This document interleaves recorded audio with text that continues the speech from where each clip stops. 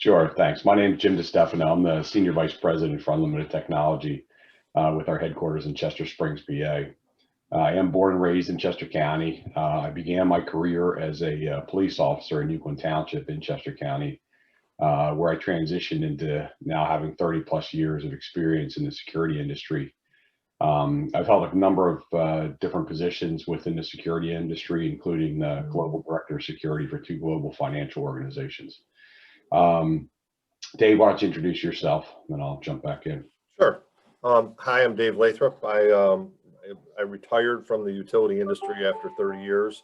I think I was close to 32 years. And I took a job with Unlimited Technology to help Unlimited Technology further their cybersecurity program, a program that they've had established for some time. In the first slide, Jim's going to go over who Unlimited Technology is and all the attributes. Followed by pound. What's that? Somebody just wasn't on mute. And so I look forward to presenting this. The presentation today is going to be at a high level. The goal is to keep it at a high level and review risk-based security and what's happening in the world of cybersecurity risk-wise. Great. Great.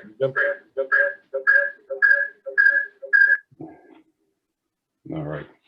So I'd like to thank Ernie. All right. If we can have all the All right. Better. Sounds like we're better. Okay. So I'd like to thank Ernie Holling and the Chester County Association of Township Officials for having us this morning. We're proud to be able to present to you on this fine, crisp morning. First, they're going to do a safety minute. We have a policy within our organization that we are very safety conscious. So we're going to do a real quick safety minute anytime we have more than 5 people gathered on a call or in a room. So this minute revolves around reverse parking or first move forward. Did you know that 76% of drivers park nose into a parking spot? And the National Highway Traffic Safety Administration estimates that 267 people are killed and 15,000 injured each year by drivers not parking forward first. This is usually in driveways or parking lots. So, and unfortunately, most of it, often it's children and elderly people who are killed in back over crashes. So today's safety minute is make sure that when you're pulling into a spot, if you can, pull in, face forward and go through a spot if you can go through, or reverse into a parking spot. So that's your safety minute for today. So Unlimited Technology has been in business for 21 years, starting back as a lock shop in a small building in Lionville, Chester County, not far from our corporate headquarters in Chester Springs. We've grown tremendously since those humble beginnings. Over the years, we've grown from an initial 2 customers who are both still our customers today to having completed over 8,200 projects with a lot of different customers in the last 10 years. Our growth has led to UT being named one of the fastest growing security dealers and integrators in the country and becoming the one hand to shake for many of our customers. Unlike many of our national competitors, UT's growth has been organic, not through acquisition, which is important, allowing us to maintain true to our original roots of making sure the customer is always being kept first. We've increased our portfolio to include end-to-end solutions encompassing not only security and low voltage, but life safety, managed services, our Xero services, cyber services, and a global fusion center. We've experienced 1,500% growth in the last 10 years and annual sales of over $100 million with anticipated growth over $500 million. So our customers vary across the spectrum, vertical markets, but our forte has been in critical infrastructure space with 2 recent contracts totaling $180 million over 3 years.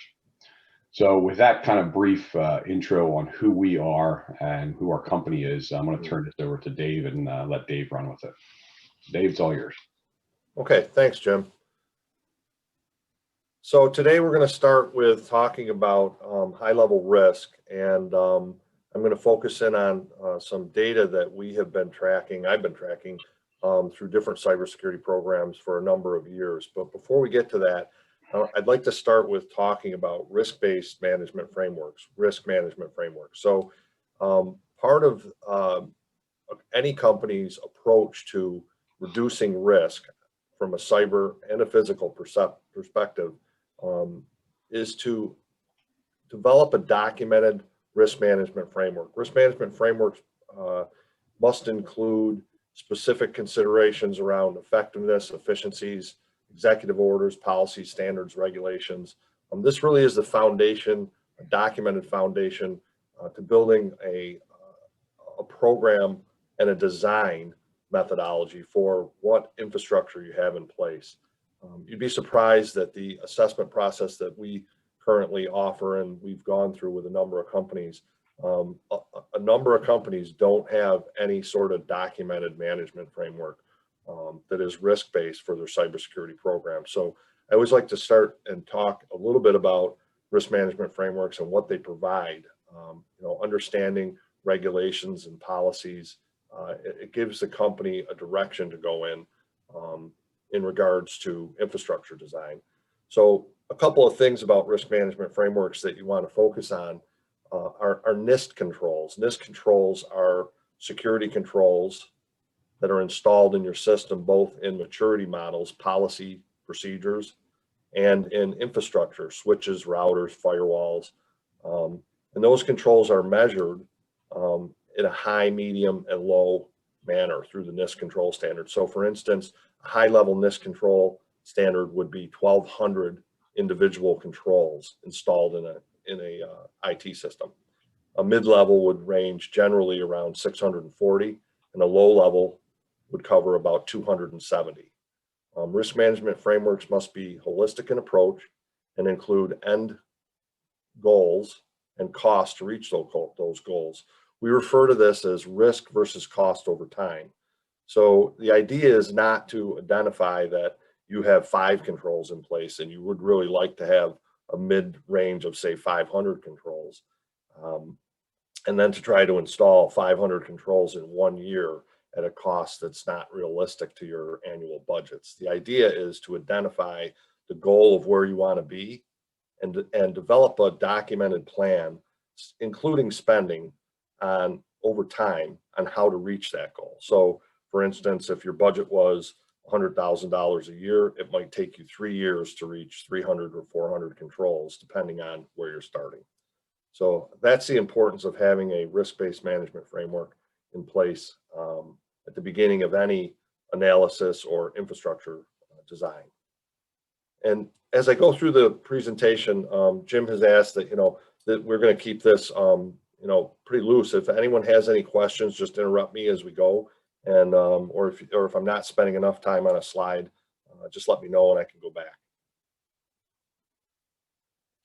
So before we, get too far into any tool sets or controls or questions around the NIST standards, what I'd like to talk about is what's happening in the world cybersecurity wise. This is something that I've presented to our partners in the government, our partners in the private sector. This is a slide deck and a data point that we've been tracking for a number of years. So there's 3 data points on this slide, and they represent the average security controls in place for critical infrastructure in the United States. And they also represent annual cost of cybercrime globally, as well as the annual number of cyber attacks globally. And really what we were looking for here back in 2014 and 15 was a change in the cybersecurity world that was starting to occur that was resulting in more successful attacks. And that change was coming from machine-on-machine learning in the hands of the bad guys. So what this graph shows is that the average NIST control in place, measured against a mid-range level that I was just talking about at 640 controls, the average control in place runs about 140. So this data point here shows that the critical infrastructure in the United States is flatlined as far as the safety and security controls that they have in place, while the risks starting back really in 2015 and 16 have started to exponentially rise. Now, if you notice, we're here in the heel of the hockey stick. And what that means is that this year, we're going to hit over 2 trillion, somewhere around $6 trillion worldwide in cyber crime cost. And what we did is we looked at the slope of these data points, and we compared the sheer number of attacks based on machine learning in the hands of the bad guys to the cost worldwide. And what we found was the angle of slope matched exactly. So there was a direct correlation between the sheer number of attacks, machine learning and AI in the hands of the bad guys, artificial intelligence, and the cost worldwide. So as you'll see, this is going to grow exponentially over the next 3 years. This isn't a prediction that's going to happen 10 years out. This is happening right now. And we're headed for an $8 trillion cost by the end of 2023. That's pretty alarming. So what this has developed is a new standard, which has started really last year in 2020, which is identifying that the only way to fight against the machine-on-machine attacks that are occurring is to have an AI-based defense system in your platform. So firewalls, all these years that the control standards were really set down low, did their job. But as the AI has been used against the cybersecurity world industry as a whole, what we're seeing is that the only way to defend against the sheer number of attacks generated by AI is to have an AI-based defense in your infrastructure. So that's AI looking at, for instance, SSH and PCAP data flow, all of the network traffic that's moving around on your network in real time, and full endpoint protection of all the assets that are connected to your network. And when I talk about assets, I talk about cameras, printers, anything that's plugged into your network that participates in the IT infrastructure. So proactive security controls are the only way to survive in this new AI-based defense zone. Firewalls are reactive controls. They're still needed, but they're no longer the primary defense in a infrastructure for any company. And what this does for you when you have an AI-based defense in place, along with your firewall defense system, is it answers 3 questions for you all the time in real time. And those questions are who's on your network, what's on your network, and what's happening on your network. So Dave, I think it's fair, just just real quickly, I think it's fair to say that for those companies who are just relying on their firewall-based defenses, there's a definite risk there for them. Yeah. So what this data point is showing is if your security controls in place are down here, the further we go into the future, into 2021, 22, and 23, your risk is growing exponentially. And really, everyone in the cybersecurity world, is aware of the SolarWinds attack, which is a nation state attack, but single bad actors and nation states all have their hands on machine tool sets to attack with now. So a single bad actor can orchestrate a massive level of attacks as compared to 4 or 5 years ago, where it was leave a thumb drive outside of a building and hope somebody picks it up and takes some malware and plugs it into your infrastructure, or send out 10 phishing emails a day. Now a machine tool set can send out hundreds of thousands of phishing emails a day, an hour. It's grown so exponentially that it's working for the bad guys. So the idea is that without that AI-based defense, if you're relying on firewall-based controls and standard controls that have worked in the past, your risk level is going to continue to go up over the next couple of years.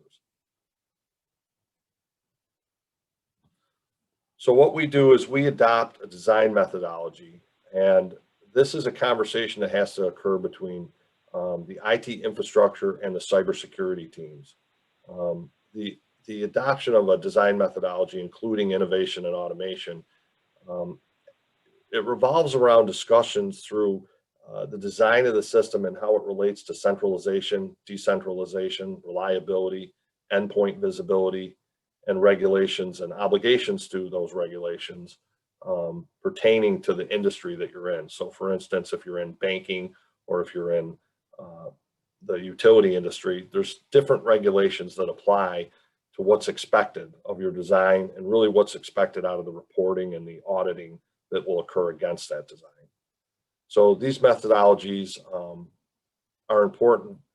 the most important thing in these methodologies is that centralization and decentralization is looked at very closely. The example I'll give you is in a centralized model, an AI can do an analysis on all the network traffic that is moving around on your network. And that's something that is favorable because you know if anything is going wrong in real time. Whereas a decentralized design, an AI is not necessarily going to see what's happening out on the edge and out on different nodes of that network, because that network traffic never goes back to us any sort of centralization. It stays out on the edge. And those are discussions that folks in the cybersecurity world have as they come up with a design for an infrastructure, or to look at an existing infrastructure and develop a methodology around removing that risk. So reliability through redundancy also depends on the design methodology. For a utility industry, you're going to want as much redundancy as possible. It is not acceptable to lose control over the bulk power grid. And when all your controls operate through your IT infrastructure, you need to have these things in place so that if a server, a switch, or router fails, there is a failover that not only alarms and lets you know that there's a problem with your infrastructure, but keeps the end user online so that they can do their job. One of the other things that we've looked at in our methodology is end-to-end point visibility. So every asset on your infrastructure needs to be included in an end-to-end point visibility approach. And we find that many infrastructures that we've looked at don't have this. They don't know what's on their network, and because of that, they don't know who's on their network. That goes back to the slide that represented controls in place that didn't really cover endpoint protection. That's a vulnerability. An example of that would be that take a security camera. So a security camera is plugged into a switch in a decentralized model out on the edge. Somebody can unplug that camera, and in many cases plug a laptop in, and nobody's going to know it. Now they're on your network, and they can sit there at a remote location and work on hacking into your network. That's an example of having end-to-end point visibility, where people that do have endpoint visibility have the ability to alarm, to lock down ports automatically when that happens. They do that through MAC addresses and IP addresses. So an example of port security would be if somebody unplugs a camera that has an IP address of 101, and they plug in a laptop that has a different IP address or a different MAC address, the port security would see that and automatically block that device from communicating on the network. And then the last part of the design methodology is always to include regulatory obligations. So on the next slide, I'm going to talk a little bit about different regulations and how they apply to the control standards that I talked about originally.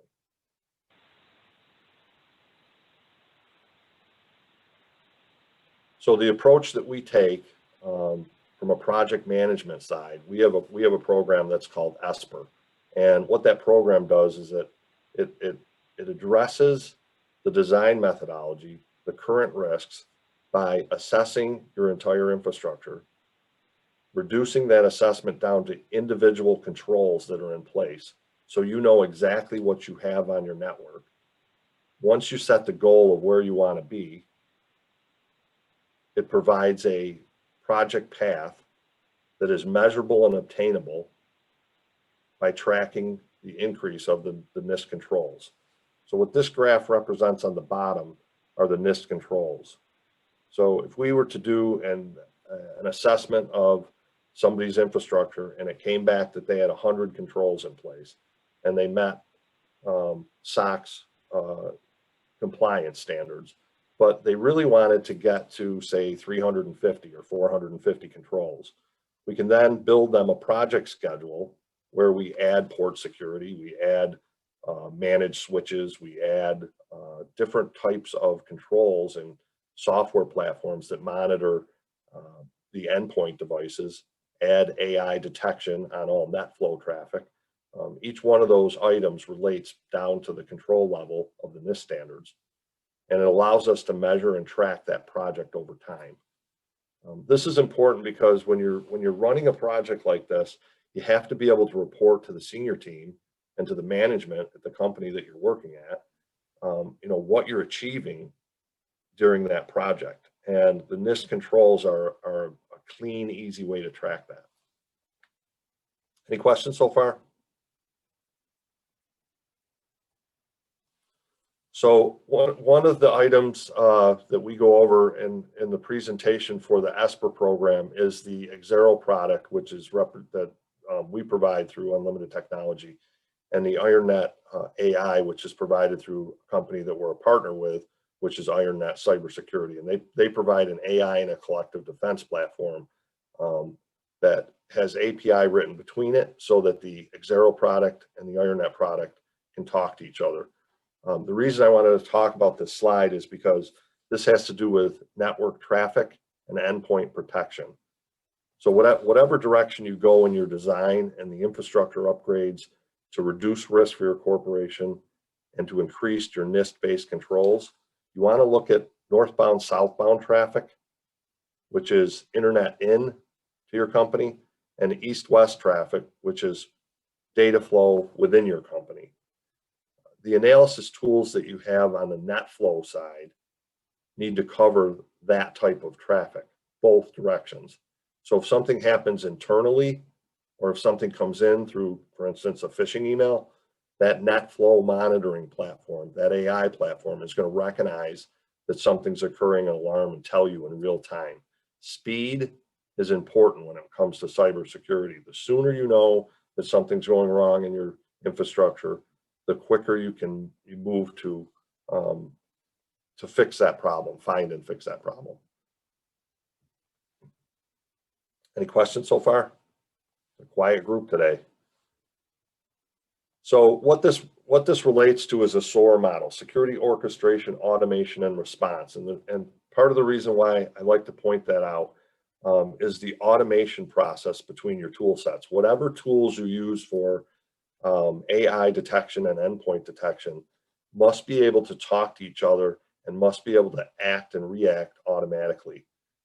A person cannot keep up with the sheer number of attacks when orchestrated through machine-on-machine learning tools.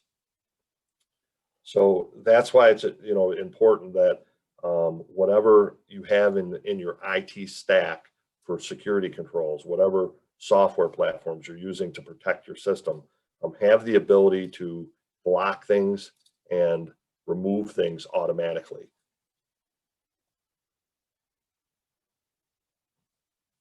So what we do is we like to point out that partnering with industry leaders, using a proactive AI, maintaining a health-based maintenance platform that looks at 100% endpoint protection, provides you real-time incident response.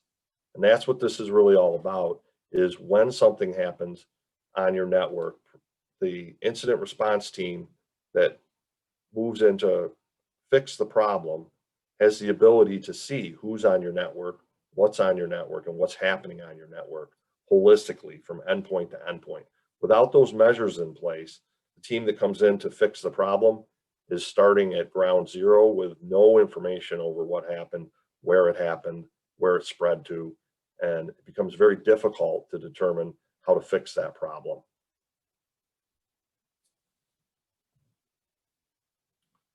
So Jim, with that, I would turn it back over to you, and we can go through some questions about Unlimited Technology or high-level questions on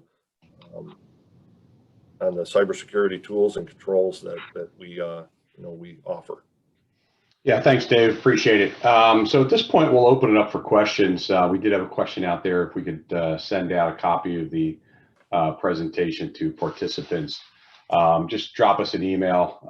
My email is on there, and Dave's email is on there as well. So we have another slide with his email. So I did put that out to some of the folks who had asked the question. But at this point, we'll open it up for any questions. If anybody has any questions they'd like to ask. Very quiet group. 7:30 meetings are always tough, right?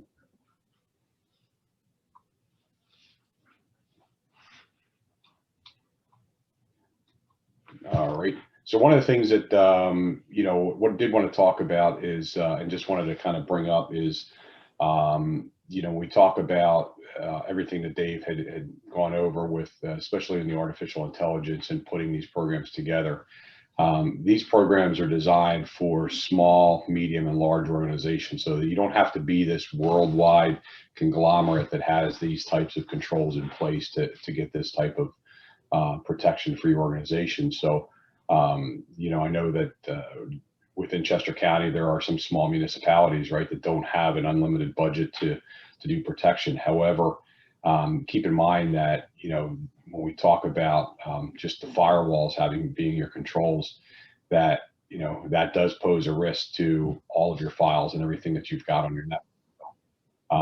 Keep that in mind, and we can design programs that, fit into budgets and move things accordingly. So, okay. No questions. Dave, you have any final thoughts here? No, I think that's a good point that you bring up. The approach really is modular. It's based on your asset count. It's based on your net flow, the amount of net flow you have. So, we have done in the last 6 months, we have done designs for different infrastructures that, result in a $10,000 install or a $2 million install. So if the presentation or if thinking that AI is going to be $1 million out of the gate every time, that's not the case. So, smaller infrastructures can be covered by health-based maintenance platforms and AI for reasonable prices. And that's a question that I generally get, when I talk about cybersecurity, about these infrastructure design builds. Sometimes we come across talking about critical infrastructure and large-scale systems. And it's not clear that it is a modular approach over time, and it does address small scale systems as well as large scale. So if you take any takeaway from this, know that there is controls that can be put in place at a very reasonable price for smaller systems. Yeah, even to the point of where we've designed small actually trainings for smaller companies where it's a matter of doing some awareness, cyber awareness. That's where it begins, right? Is having your folks that are in your organizations, especially on smaller organizations, cyber aware, and training programs to prevent phishing, to prevent those, like Dave said, you find a USB drive sitting on the driveway, right, and you take it and you plug it in to see what's on it, right? Next thing you know, you're compromised. So we also have those types of programs available as well. And if you're interested, please give Dave or myself a shout, and we can help you out. So with that, Ernie, I think I'll open up one more second for questions. See if anybody comes off mute for questions. Other than that, Ernie, I'll turn it back to you.